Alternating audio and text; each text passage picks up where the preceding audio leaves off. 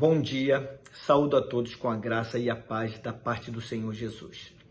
Quero encerrar as minhas reflexões do capítulo 3 do Evangelho de João, com base nos últimos versos, que são os de número 31 até o 36, onde lemos o seguinte: Aquele que vem de cima é sobre todos, aquele que vem da terra é da terra e fala da terra. Aquele que vem do céu é sobre todos, e aquilo que ele viu e ouviu, isso testifica, e ninguém aceita o seu testemunho.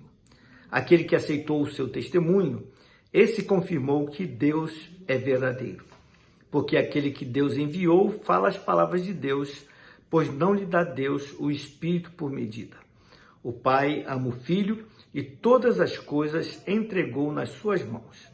Aquele que crê no Filho tem a vida eterna, mas aquele que não crê no Filho não verá a vida, mas a ira de Deus sobre ele permanece. Meus queridos, nestes versos o evangelista João reportou-se novamente à pessoa de Jesus como sendo o Logo de Deus, aquele que vem de cima, porque é divino. Em contraste com João, o Batista, aquele que vem da terra e que, portanto, é um simples mortal. Ainda que esta declaração se refira diretamente ao João Batista, o seu sentido é ainda mais abrangente, pois, na verdade, Jesus Cristo se eleva acima de toda e qualquer criatura existente.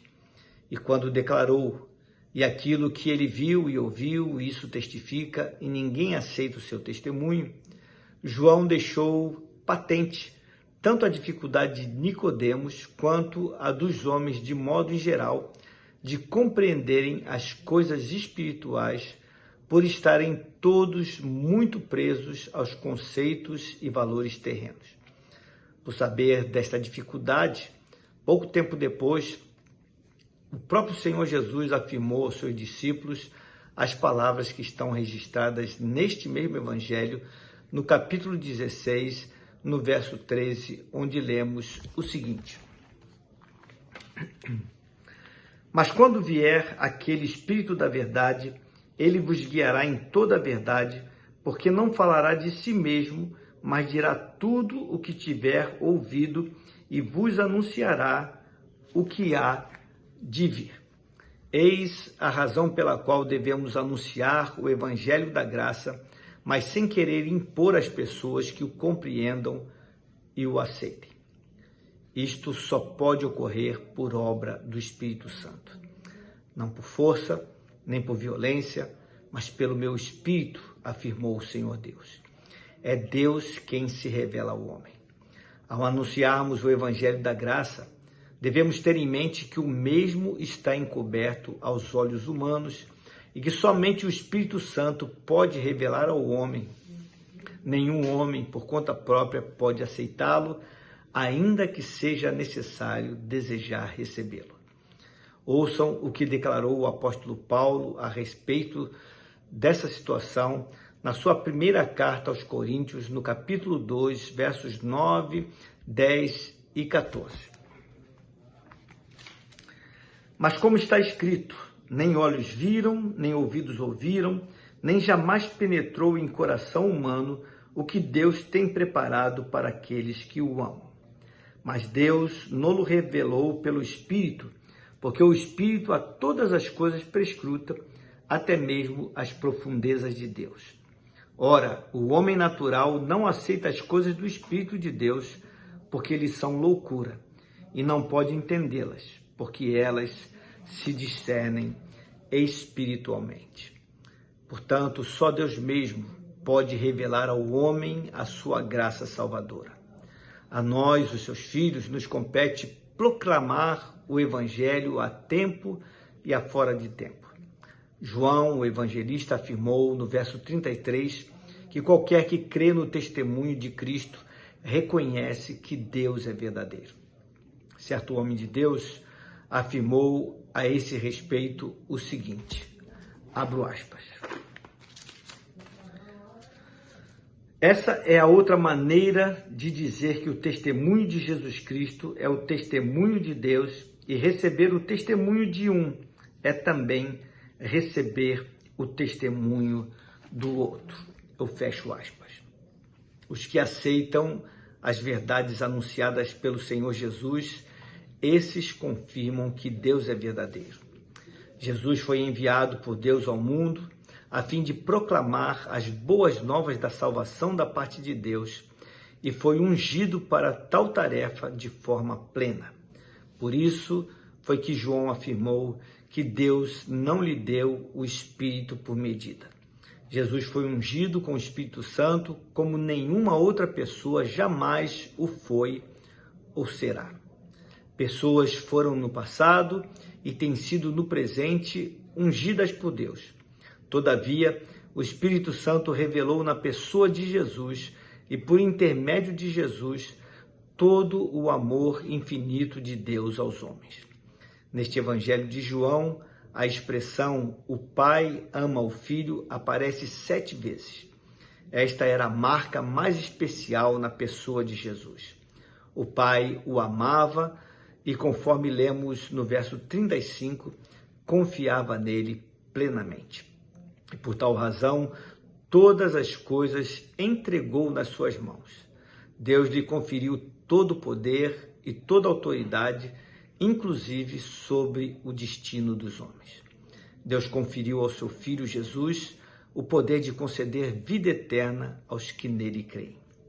O verso 36 é muito claro e direto no que diz respeito à salvação do homem. Pois diz: aquele que crê no Filho tem a vida eterna, mas aquele que não crê no Filho não verá a vida, mas a ira de Deus sobre ele permanece. Crer é confiar na pessoa de Jesus, e o que crê, diz o verso, tem a vida eterna. Ou seja, a vida eterna já é uma realidade para esse. De modo contrário, aquele que não crê no Filho não verá a vida. Isto implica em 2 terríveis verdades. A primeira é que sem Cristo o homem já está morto. E a segunda é que se o homem não crê em Cristo, jamais verá a vida. Até porque é óbvio que um morto não tem como contemplar a vida. Parece difícil entender isto, não é mesmo? Mas para explicar de forma mais clara, eu cito a declaração feita pelo apóstolo Paulo e que está registrada na sua carta aos Efésios, no capítulo 2, nos versos 3 e 4, onde lemos o seguinte: Mas Deus, sendo rico em misericórdia, por causa do grande amor com que nos amou, e estando nós mortos em nossos delitos, nos deu vida juntamente com Cristo. Pela graça sois salvos. Somente Jesus é capaz de conceder vida aos que estão mortos em delitos e pecados. Para tanto, é necessário crer. Mas como pode um morto crer? Não pode. Este é mais um dos extraordinários milagres da salvação em Cristo Jesus, pois é Ele quem opera a vida sobre os mortos. Assim como afirmou a Lázaro, o homem morto, já de alguns dias, Lázaro, vem para fora. Em outras palavras, levante-se deste túmulo, saia da morte para a vida. Ele também o faz com respeito ao pecador morto em delitos e pecados, porque Ele, e somente Ele, é o autor da vida. Pense nisto e proclame estas verdades. Vamos orar? Pai querido, Deus de amor, obrigado por essas verdades que acabamos de ler na Tua palavra. Tu tens a vida e o homem sem Teu Espírito não tem como recebê-la, não tem como alcançá-la. É o Senhor quem vivifica o homem. É o Senhor quem dá vida ao homem morto nos seus delitos e pecados. E que essa palavra da salvação é que nós, como teus filhos, sejamos os proclamadores. Não falar de filosofias, não falar de ideias, de teorias, mas que possamos falar dessa verdade plena, de que em Ti nós temos sim a capacidade de sermos transportados da morte para a vida. Que possamos nos apegar a essa verdade e proclamá-la, porque assim é que é. E que o façamos por louvor da tua glória. É a oração que fazemos no nome santo de Jesus. Amém. Meus queridos, tenham uma abençoada quinta-feira. Fiquem na paz do Senhor.